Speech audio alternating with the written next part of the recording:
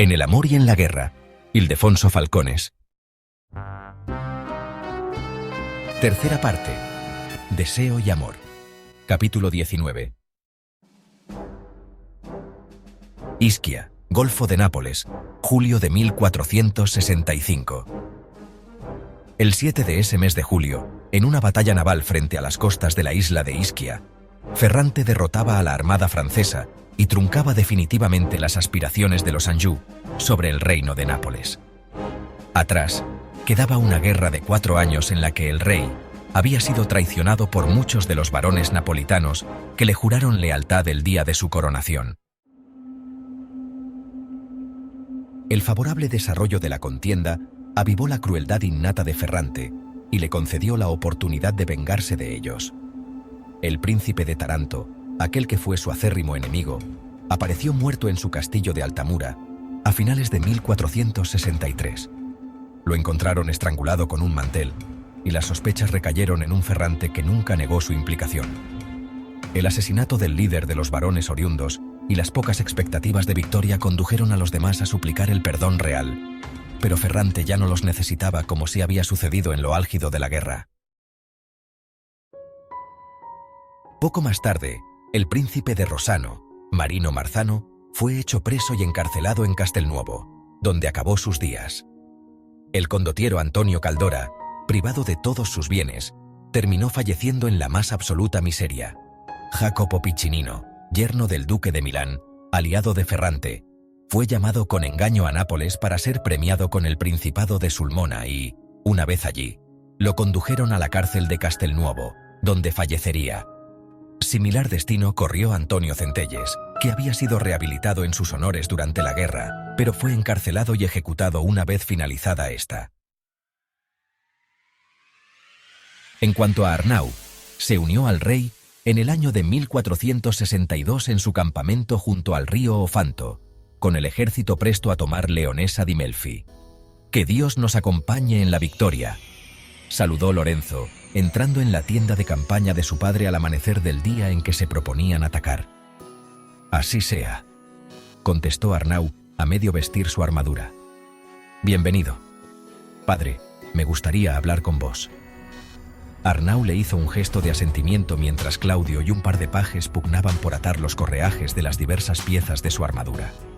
«En privado», concretó Lorenzo. Arnau se extrañó. «Os lo ruego», insistió el hijo. Claudio y los pajes abandonaron la tienda de campaña a un gesto de su señor, y el propio Arnau continuó tratando de unir la hombrera de su brazo izquierdo. Su vieja armadura milanesa había quedado maltrecha tras la derrota que sufrió en Volturno. Entonces, y pese a que se sostenía que las defensas italianas eran las mejores del mundo, encargó a su hijo Martí una nueva de las fabricadas en Barcelona. No de hierro, sino de acero pulido, le indicó con insistencia en una carta al tiempo que lo instaba a cerciorarse de que contaba con el marchamo de su artífice en el peto. Además, puntualizó, debía ser de las Aumautet, esto es, que estuviera reforzada con piezas destinadas a disminuir los daños de los golpes de los enemigos. La lección de Volturno había sido suficiente. Martí cumplió, y antes del inicio de la guerra en Cataluña, expidió a su padre aquel magnífico arnés blanco con todas sus defensas, algunas ya unidas al peto y al espaldar que portaba Arnau a la entrada de su hijo, como el faldaje y la hombrera, el guardabrazo y el codal del brazo derecho. Entre las piernas asomaba el extremo de la falda de malla que vestía bajo la armadura para proteger aquellas partes del cuerpo que quedaban expuestas por la articulación entre las piezas que era necesaria para los movimientos del caballero. «Vas a ser tú quien me vista», ironizó Arnau, todavía empeñado en la hombrera de su brazo izquierdo. «En todo caso, seré quien os desvista, padre». La hombrera cayó a tierra. Ninguno de los dos le prestó atención, sus miradas enfrentadas. Arnau respiró hondo antes de replicar. «No te consiento, no estáis en condiciones. No es asunto tuyo». «Sí lo es, se lo prometí a mi madre antes de morir. Tampoco era asunto de...». Arnau calló antes de mancillar el recuerdo de Sofía. «¿Qué le prometiste?» «Que no os permitiría entrar en combate si no estabais lo bastante bien para hacerlo. Eso lo decidiré yo, y si no, el rey». El hijo soltó una carcajada. vos renunciaríais a una pierna por capitanear a vuestros hombres. Y en cuanto al rey, añadió el joven mudando el semblante, no concedáis a Ferrante la oportunidad de librarse del duque de Lagonegro. Sería capaz de mandaros encabezar el ataque. Y yo lo haría, estoy seguro, como lo estoy de que moriríais. ¿Y qué mejor muerte? Padre, no necesitáis estar siempre comprometido con la muerte en defensa de vuestro honor y del reino. Vivid, habéis luchado más que cualquier soldado de Nápoles. Me queda mucho que entregar por este reino, y tú no lo vas a impedir. Sí que lo haré. ¿Cómo? ¿Alzarías la espada contra tu propio padre? Lorenzo negó con la cabeza. Nunca, confesó. Entonces, lo empujó. El hijo simplemente lo empujó apoyándole una mano sobre el peto, y Arnau, pillado por sorpresa, no fue capaz de controlar el excesivo peso de la armadura de acero pulido reforzada que lo cubría, aunque fuera de manera incompleta. Dio un paso atrás, se desequilibró, trastabilló y terminó derribando una mesa con una jarra de agua antes de caer a tierra desmadejado. Los criados se asomaron. ¡Fuera!, gritó Lorenzo. Luego ofreció el antebrazo a su padre, que dudó, pero al que terminó asiéndose para levantarse. «Padre», se dirigió a él con respeto y cariño, «permitid que sea vuestro hijo quien porte el pendón de Lagonegro. Defenderé vuestro honor. Soy Lorenzo Estañol». Ante tal proclamación, sentida, rebosante de orgullo, Arnau se perdió durante un instante en el lunar que adornaba la ceja derecha de su hijo. Le habían contado que esa marca de nacimiento desencadenó la ira de un noble despiadado, la desgracia de una joven madre y la fuga a la ciudad de Barcelona de un payés de remensa con una criatura recién nacida. ¿Había llegado a transmitir esa historia a sus descendientes? La simple caída en la tienda desató una oleada de dolorosos calambres en su vientre que, aunque pugnó por reprimir apretando los dientes, estaban ahí. Eran reales y tan punzantes que por un momento dudó en doblarse sobre sí en busca de alivio. ¿Y si le acometían en un momento álgido de la batalla? Respiró hondo en busca de aire. «Esta armadura me costó sus buenos dineros», se quejó.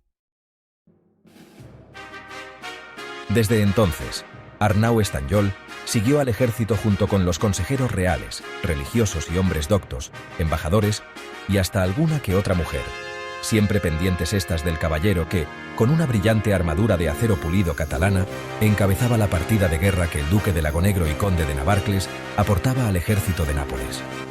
Arnau acompañó a Ferrante en su campaña de 1462 en Capitanata, en la de 1463 en tierras del ducado de Sesa y en la de 1464 contra el príncipe de Taranto, tras cuya derrota se puso fin a la guerra terrestre con el definitivo control de los Abruzos.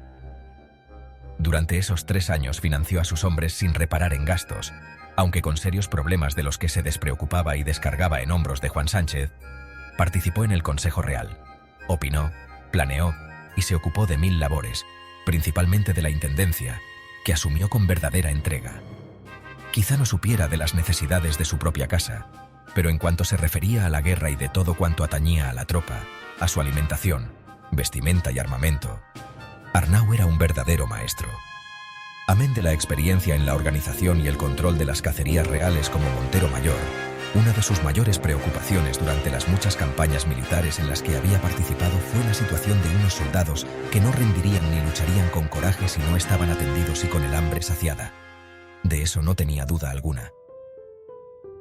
Sin embargo, a medida que transcurrían los días, añoraba Nápoles, su palacio, la seguridad y el sosiego de su hogar.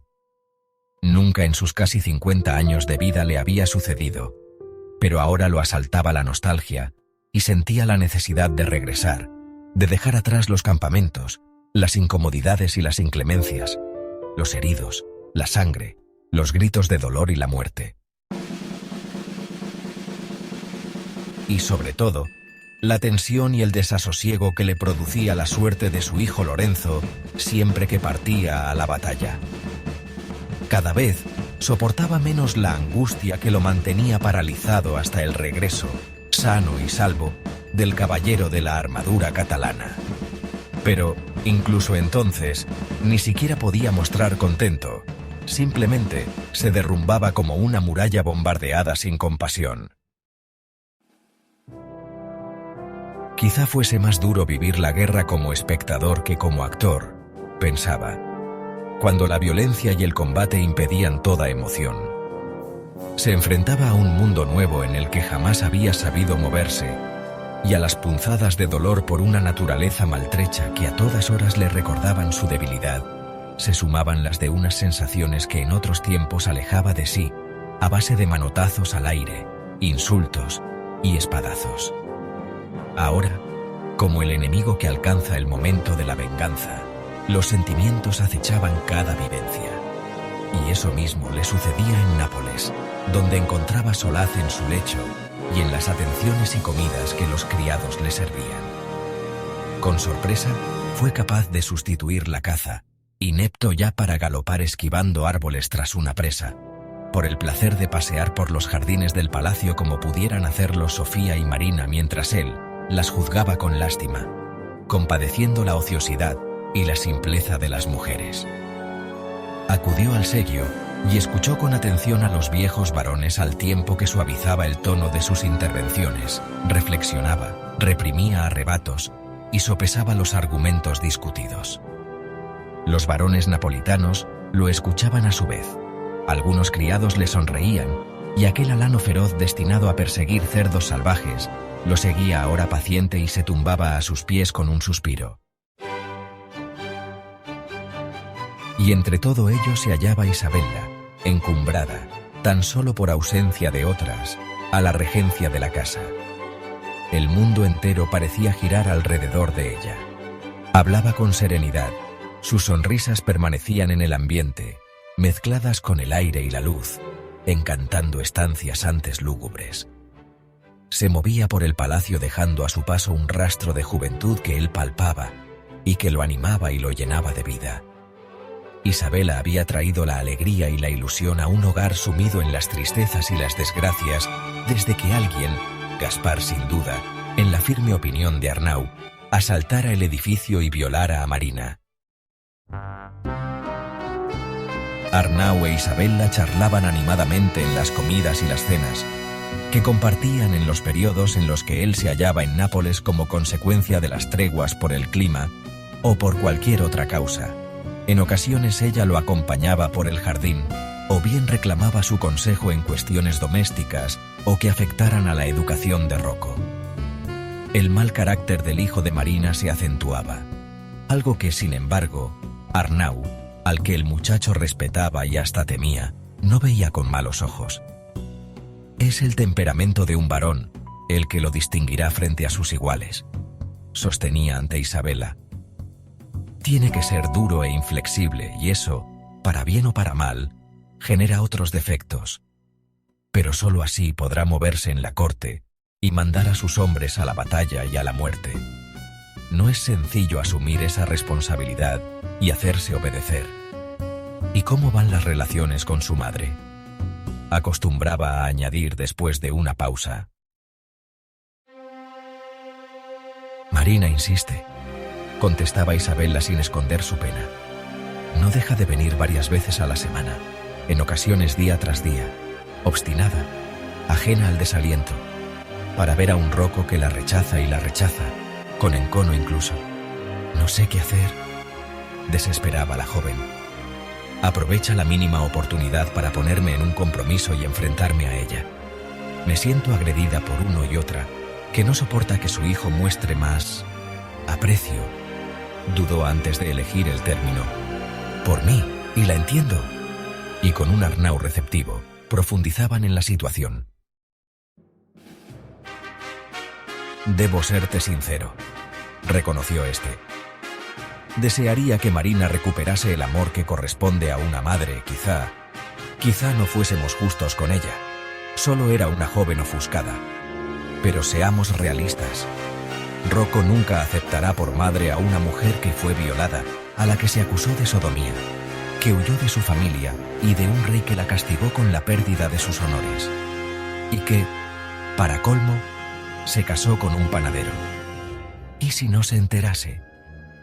Arnau sonrió ante la muestra de ingenuidad espontánea por parte de Isabella. El primer día que Rocco pise Castelnuovo para educarse con los suyos, alguien lo reprobará. y no te quepa duda de que lo hará con saña. Pues intentemos que eso no suceda. Tiene que afrontarlo, Isabela. Ya debería haber sido enviado allí a que prosiga con su educación. Mis otros hijos lo hicieron a edades más tempranas. Lo he estado demorando demasiado. Así que, seamos sinceros, Rocco terminará repudiando a sus padres naturales. Lo hará público y retará a duelo a quien lo insulte. Llegará ese momento. Está escrito. Si Marina consiguiese hoy ganarse su cariño, el día de mañana sufriría todavía más. ¿Pero por qué tengo que ser yo la adversaria de una madre lacerada?, se lamentó Isabela. Se hallaban en el jardín, los dos sentados en un banco de piedra que ignoraban que años atrás fuera el cimiento de la aproximación entre una joven baronesa y un panadero.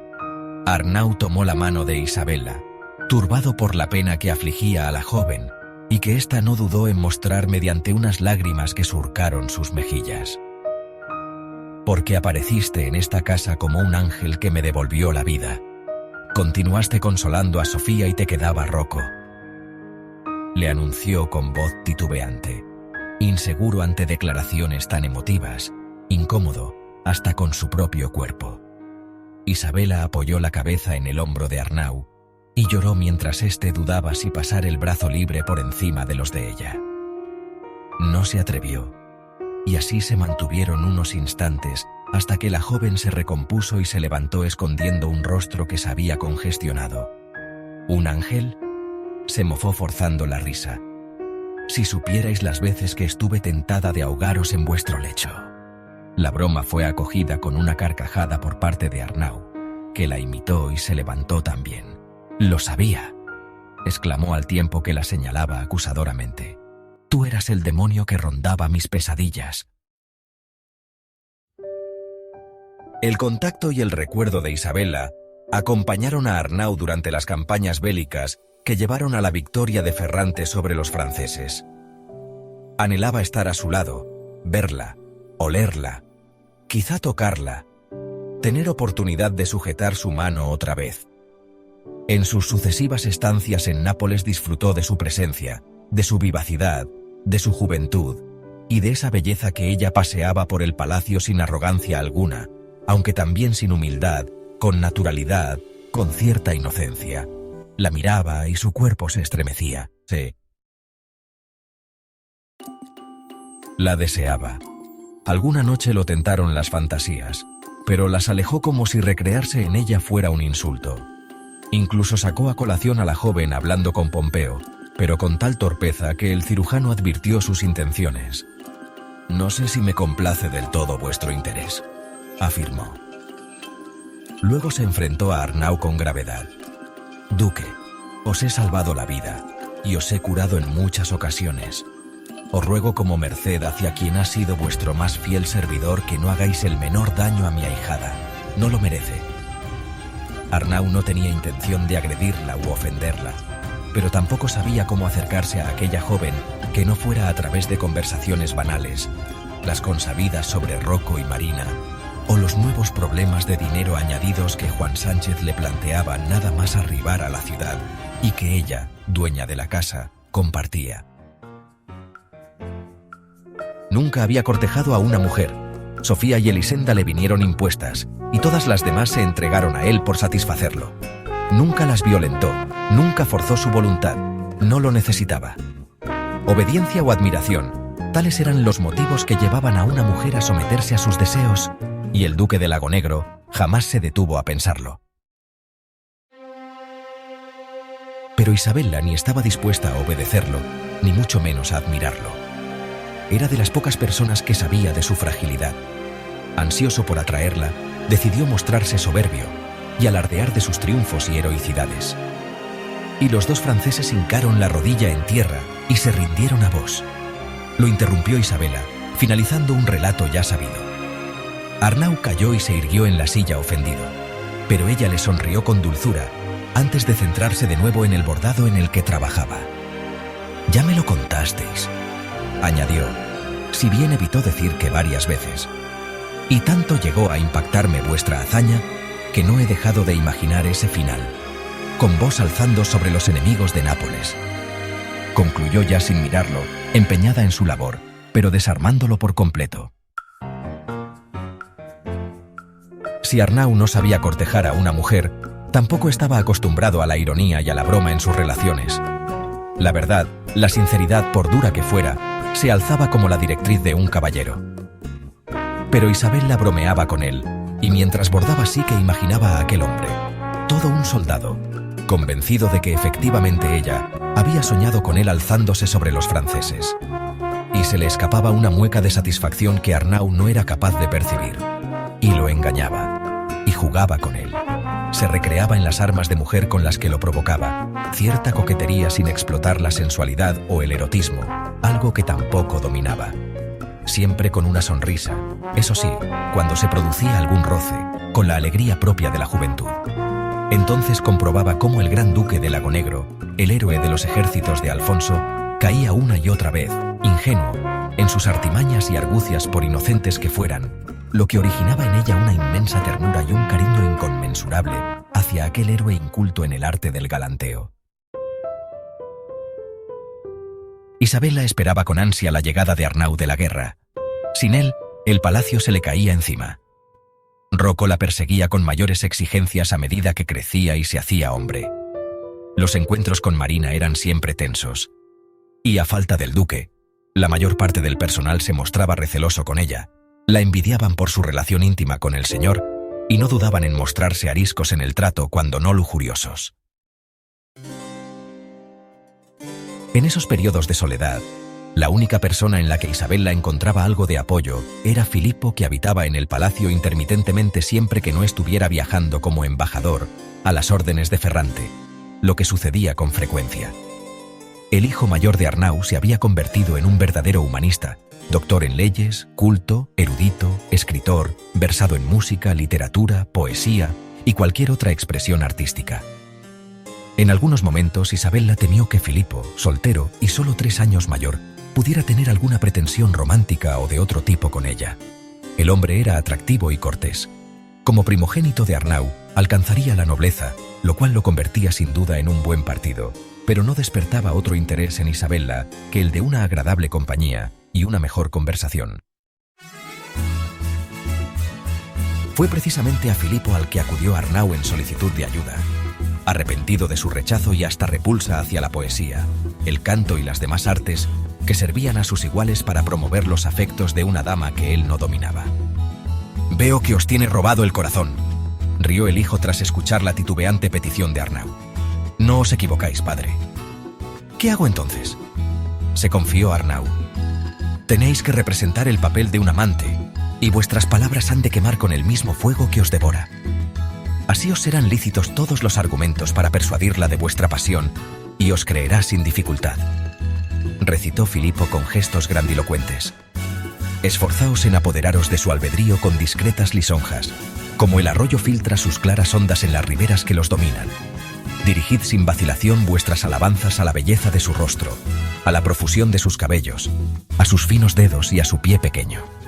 La mujer más casta se deleita cuando oye el elogio de su hermosura, y aún las vírgenes inocentes dedican largas horas a realzar sus encantos». Arnau respondió al dedo de su hijo, que lo señalaba abriendo los brazos en un gesto de incomprensión. «Ovidio», profirió Filipo, ofendido ante la ignorancia. «El arte de amar, una obra maestra en las astucias para seducir a una mujer». Arnau negó con la cabeza. «Arrebatad presuroso de sus manos el vaso que rozó con sus labios, y bebed por el mismo lado que ella bebió», exclamó un Filipo enardecido, declamando al clásico de forma apasionada, volcado en sus citas más que en ayudar a su padre a conquistar a Isabela. «Coged cualquier manjar que hayan tocado sus dedos y aprovechad la ocasión para que vuestra mano tropiece con la suya». Se hallaba pronto a cumplir los 50, y su cuerpo estaba tan castigado que ni siquiera podía encabezar a sus hombres en la batalla. En ese momento, Sofía asaltó sus recuerdos y la vio entre ellos dos, acogiendo las palabras y los gestos de Filipo con contento, haciendo gala de la sensualidad con que alborotó Nápoles mientras se dirigía a él de manera reprobadora. ¿Cuántas veces le advirtió ella de que su rudeza y su indolencia hacia la vida cortesana le acarrearían problemas? Y llegado a esa edad, Con sus virtudes ya rancias y sus hazañas antiguas, Arnau no alcanzaba a excitar el deseo de una joven inexperta. Ausiàs March, propuso Filipo para convencer a su padre antes de que se diera por vencido.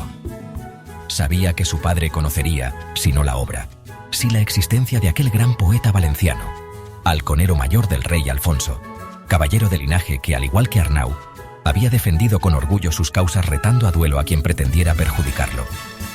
Y así, en las largas noches que transcurrían en los diversos campamentos de Ferrante, Arnau leía a escondidas y con dificultades el libro de los cantos de amor de March, tratando de memorizar el poema señalado por Filipo, igual que un rey señor de 3 ciudades.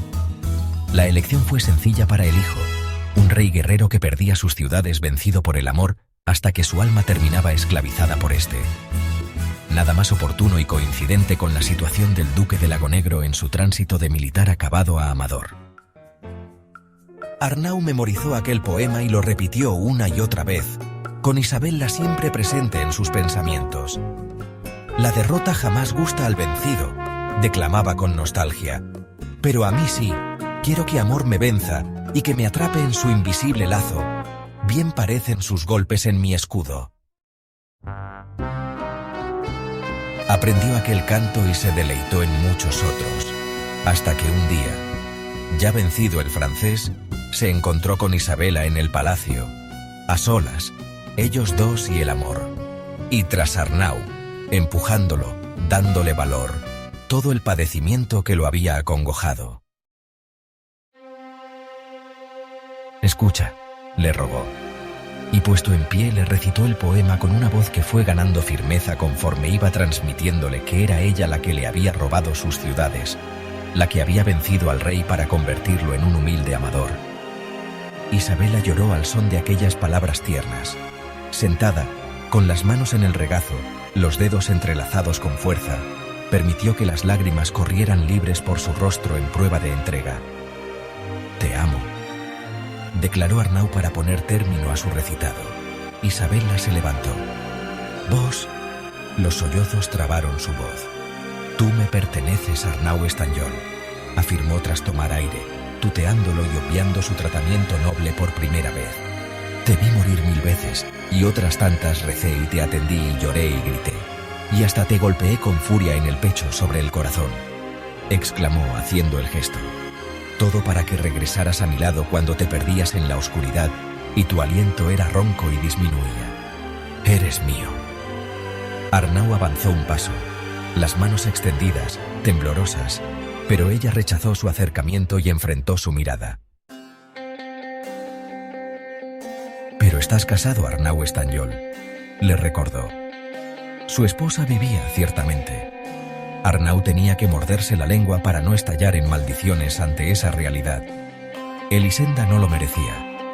Martí hizo buen uso de parte de los dineros que él le remitió, y el mismo pariente que había acogido a Elisenda en su casa en condición de cautiva, como enemiga declarada de Cataluña, la embarcó en un laúd que comerciaba de cabotaje por la costa catalana y la desembarcó en Tarragona, a la sazón la capital realista del Principado. La guerra continuaba más crispada si cabía.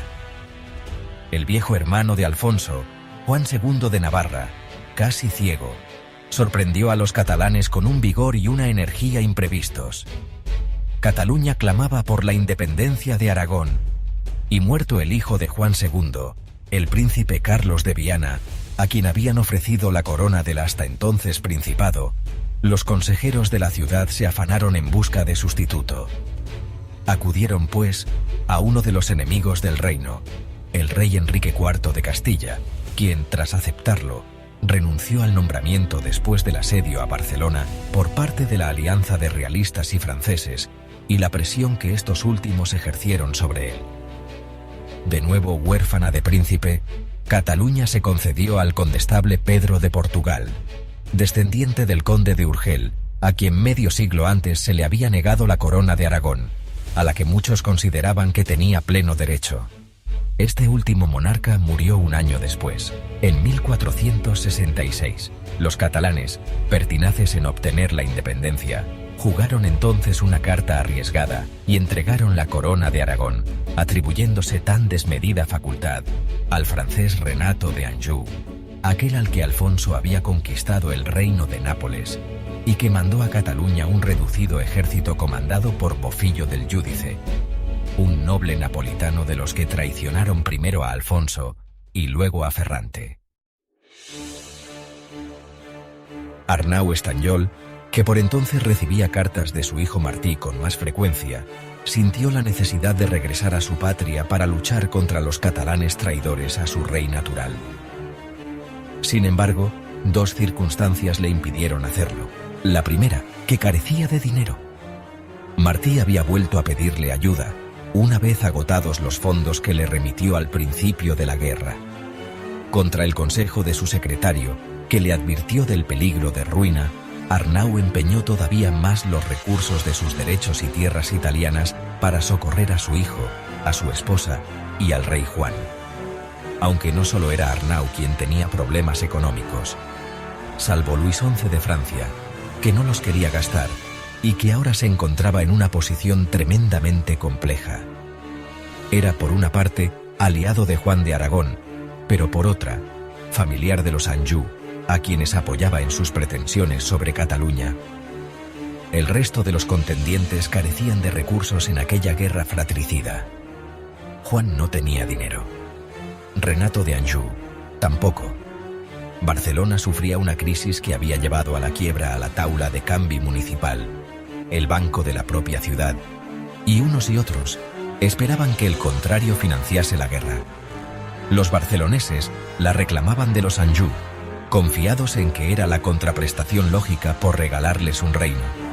Pero los franceses esperaban que fueran los catalanes quienes pagasen dado que habían pedido su ayuda.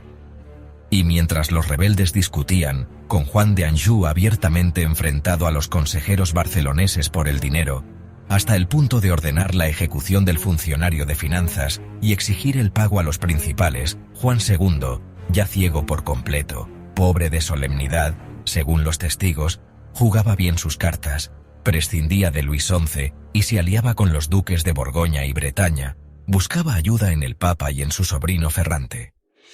Tras sufrir una tremenda derrota en Viladamat, en la que apresaron a la mayoría de sus capitanes, lo cual elevó a Martí hasta los más altos cargos de un ejército ahora dirigido por su pupilo Fernando, el rey de Aragón se recuperaba y ganaba terreno a sus enemigos.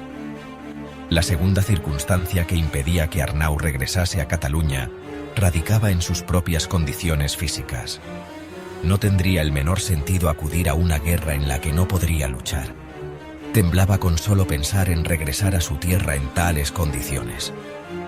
En Nápoles, sin embargo, allí donde había caído herido, aceptaban esas limitaciones. Al fin y al cabo, las padecía por su entrega al reino. Isabella no permaneció en el palacio. Esa misma noche en la que él le declaró su amor, y tras pedir refugio a Pompeo Rossini, se despidió de Arnau. Lo hizo rápido, con urgencia, manteniéndose a unos pasos de él. Evitó su mirada y pugnó por controlar el agobio y la incomodidad que mostraban unas manos con las que no sabía qué hacer. «Tengo que irme», le dijo tras carraspear. Dentro de las consecuencias barajadas por Arnau tras el fracaso de su declaración de amor, una de ellas era la que ahora se le anunciaba, la más temida. «¿A dónde vas a ir, Isabella? Si quieres puedes permanecer aquí. ¿Yo?» Ella negó con la cabeza, triste. Arnau, sin romper la distancia que la joven le marcaba, frunció la boca. Viva Elisenda. La separación se alzaba como la única posibilidad, porque Arnau respetaba y entendía la posición de Isabella. No deseaba convertirse en su concubina. Él sentía por ella un amor que lo consumía, y no soportaría su presencia, su contacto y su aroma sabiendo de su inaccesibilidad. Así las cosas, había tomado la decisión de ser él quien abandonase Nápoles. Necesitaba huir. «Pienso volver al ejército, Isabella». Ella forzó una sonrisa que se quedó en una mueca y negó con la cabeza. «Debo irme, Arnau», insistió. El silencio que se hizo entre ellos fue levantando una barrera contra la que se estrelló cuanto sentían, y ambos percibieron cómo la resignación los alejaba. Antes de que ello se consumara, Isabella sí sonrió, con franqueza, antes de dar media vuelta y marcharse. Abandonado por la mujer que le había abierto la puerta a un hasta entonces desconocido amor, dolorosamente herido, como auguraba el poeta, por ese sentimiento tan placentero como desgarrador, sin ingresos provenientes de sus tierras y sus feudatarios, Arnau mandó a Rocco a Castelnuovo para que, bajo la tutela de Lorenzo y los demás preceptores reales, continuara con su educación militar. ¿Por qué habéis echado a Isabella?, se atrevió a gritarle el joven después de que ella se despidiera y evitara ofrecerle mayores explicaciones. Arnau lo miró de arriba a abajo sin esconder cierto desdén, el mismo con que contestaría aún igual que le alzase la voz. Ella lo ha decidido. «Habéis sido vos», lo acusó Rocco, enrabietado, el rostro encendido. «No, no la he echado», contestó Arnau, esa vez con impaciencia, «pero a ti sí. Irás a Castelnuovo para aprender a ser un soldado útil al reino. Luego te harás cargo de tu baronía y vivirás de ella», sentenció. Conservó a su lado a Claudio, pero despidió a casi todos los criados y los sirvientes. Regaló los perros a Ferrante, prescindió de mulas, salvo las precisas para transportar sus pertrechos, y de caballos, excepto el que montaba, y ordenó el cierre de la mayor parte del palacio, menos unas estancias para su propio uso, así como el de Filipo, si su hijo así lo deseaba. A este último le dejó una escueta y triste carta de explicación junto al maldito ejemplar de los cantos de amor de Ausias March, y él también abandonó aquella residencia sombría, acosado por unos escalofríos que lo persiguieron hasta que no se hubo alejado una buena distancia. Entró a formar parte de un ejército que Ferrante había renovado.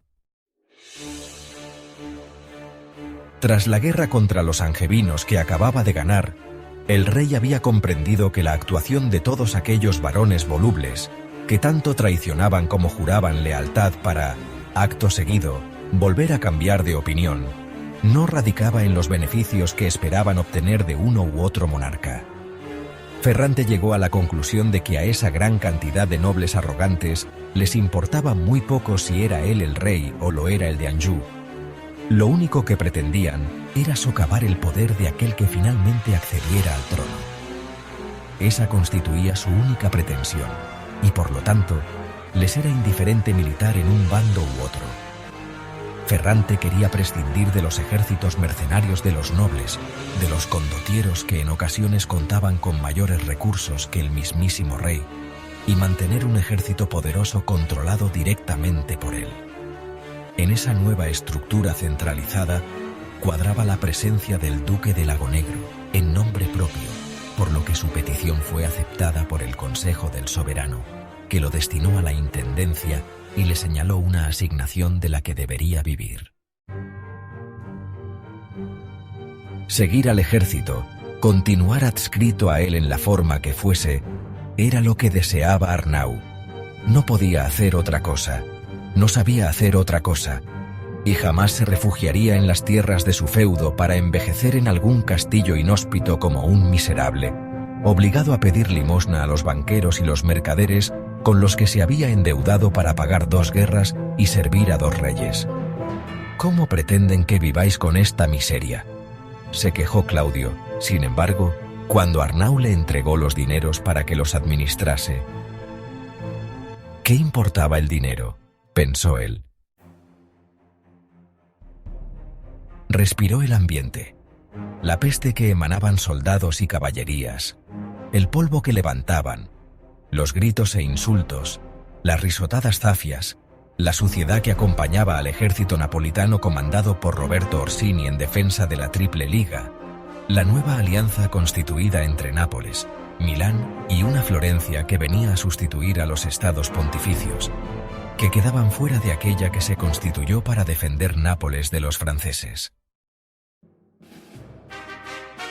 La inesperada muerte en 1466 de Francesco Sforza, el duque de Milán, que excitó las pretensiones venecianas sobre el ducado, puso de nuevo en marcha al ejército para defender las aspiraciones del heredero al trono, su hijo Galeazzo. Ese mismo año, Ferrante depositaba el corazón de su padre en el Arco de Triunfo de Castelnuovo, un solemne acto con el que daba la monumental obra por concluida. Revivir a su gran rey Alfonso acicateó a Arnau, que acompañó al ejército real con el recuerdo de la única mujer a la que creía haber amado atormentándolo día y noche, persiguiéndolo hasta cuando mantenía relaciones con alguna de las muchas que se entregaban a los vencedores.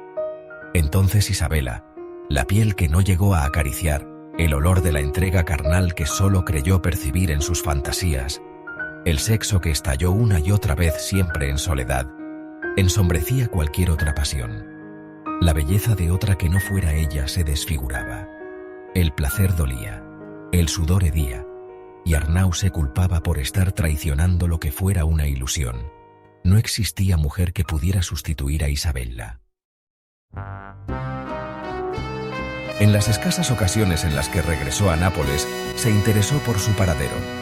No tuvo noticias, como si su amada se hubiera desvanecido, hasta que 5 años después, entre campaña y campaña, insistió a Pompeo Rossini, y éste consideró oportuno facilitarle información sobre su ahijada, ya que, a su entender, no habría vuelta atrás.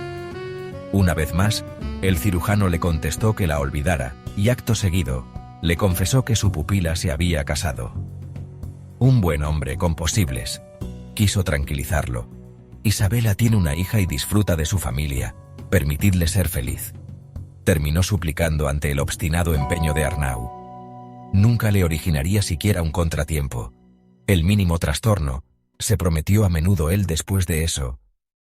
Pero el recuerdo de Isabela no desaparecía, y sus ojos verdosos relucían hasta en el antro más lúgubre donde el duque de Lagonegro buscara consuelo. Al final, quebró su propia promesa. Isabela vivía en Gaeta, y efectivamente se había casado con un cirujano conocido de Pompeo, al que Arnau odió nada más saber de él.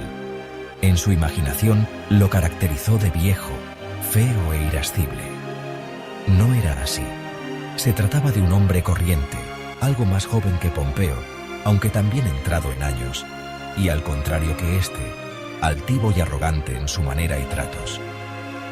Arnau pudo comprobarlo en cuanto dio con él. No le fue difícil. Había vivido muchos años en Gaeta, y le sobraban conocidos, que en su mayoría se mostraron sorprendidos ante la maravillosa mujer con la que aquel galeno viudo y huraño había conseguido desposarse. Arnau se alojó en la casa de Filippo Chiara, un apuesto varón catalán que tradujo sus nombres para abrazar con pasión las costumbres, la elegancia y la cortesía italianas tan pronto como pisó aquel suelo, antes incluso de que lo hiciera Arnau. Las conquistas de Filippo no eran bélicas sino amorosas, incluso una vez que se halló ya bien casado, una forma de vida que el entonces joven Arnau, guerrero aguerrido, rechazaba visceralmente. Y a eso estaba dispuesto el día en que lo conoció durante una velada musical y literaria de las que el rey Alfonso organizaba hasta en plena guerra contra los franceses. Aquel día, Arnau estaba cansado de música, lecturas de clásicos y conversaciones cultas y profundas que nada le importaban cuando se vio absorbido por el grupo en el que se hallaba Filippo, quien se dirigió a él con educación. «Vos debéis de ser el famoso capitán de Alfonso, creo». «No me interesa la opinión de un cortesano como vos», lo interrumpió él con un despectivo manotazo al aire. «Un varón que no conoce el sufrimiento ni el dolor del campo de batalla».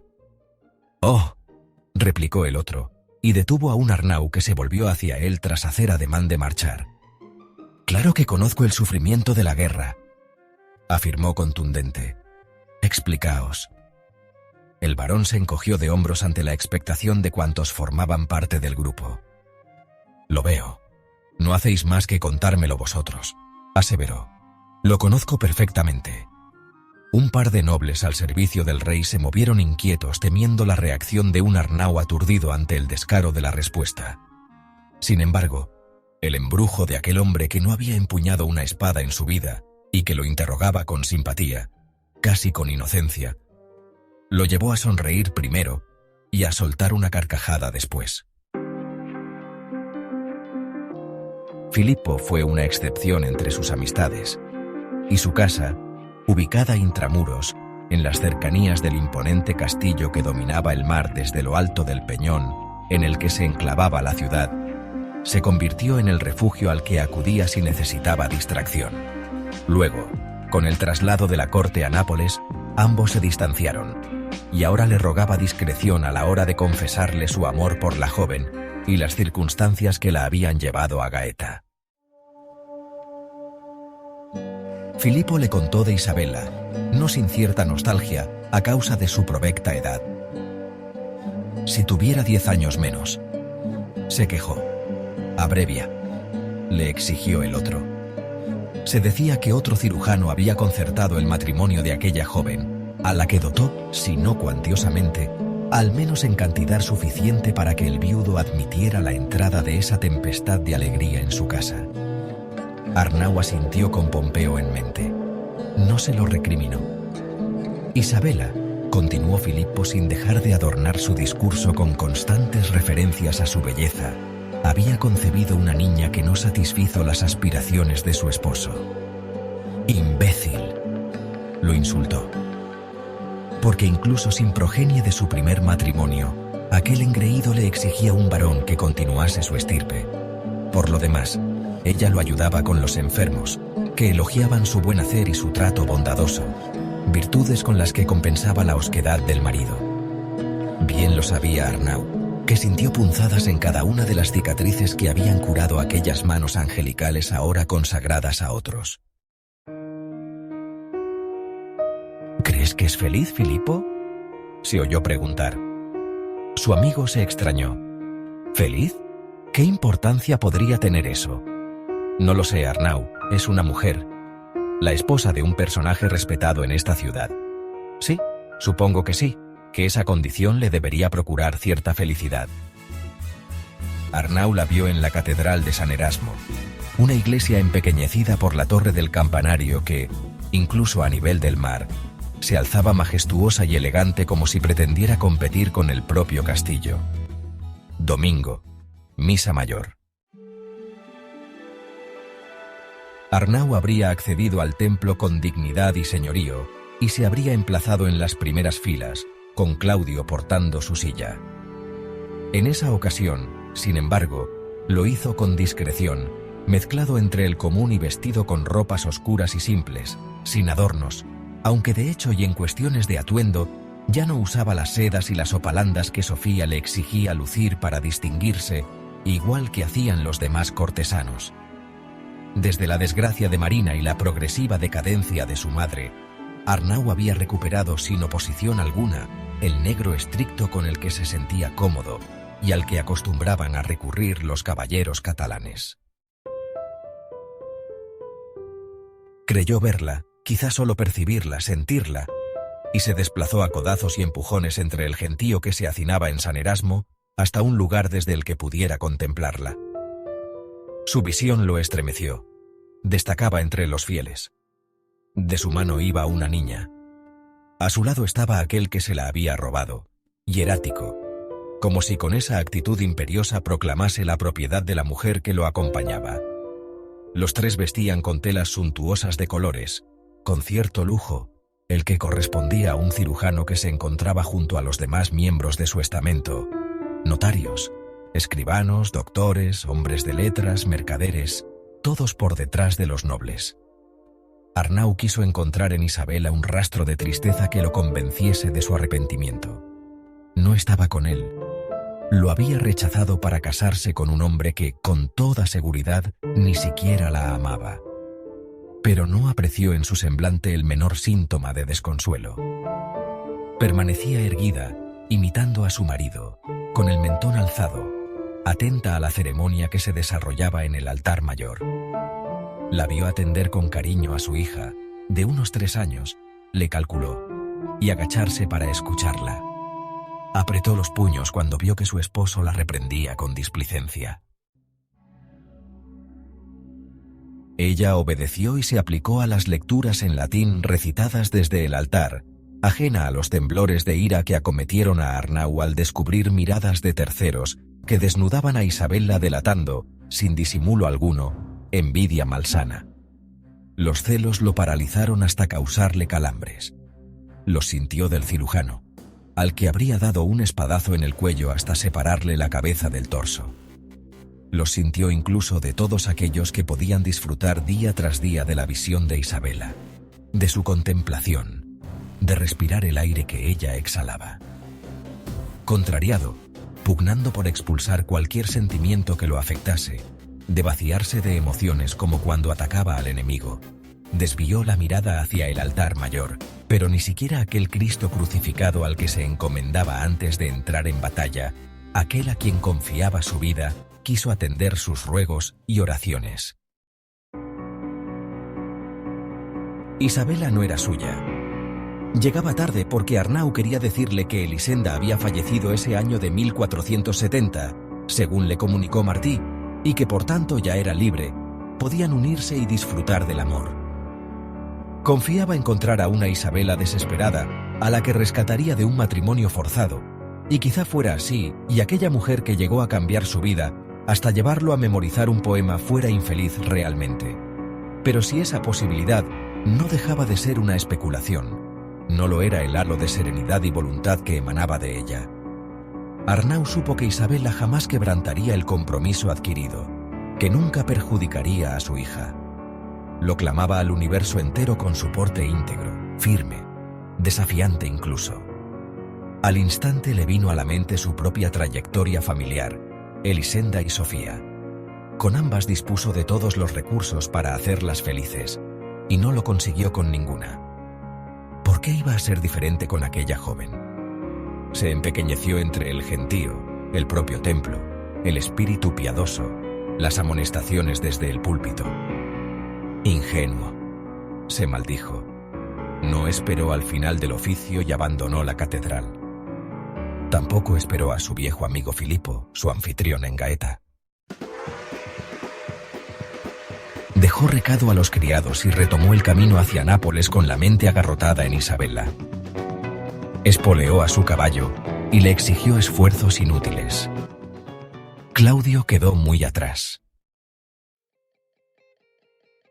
Él se detuvo en una hostería y buscó consuelo en el vino.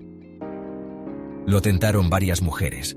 Se dejó embaucar por una de ellas y la belleza mudó en miseria y sordidez. La vieja que lo ganó se burló de él tras varios intentos fallidos y lo abandonó, ebrio y entristecido, en la estancia a la que lo había llevado.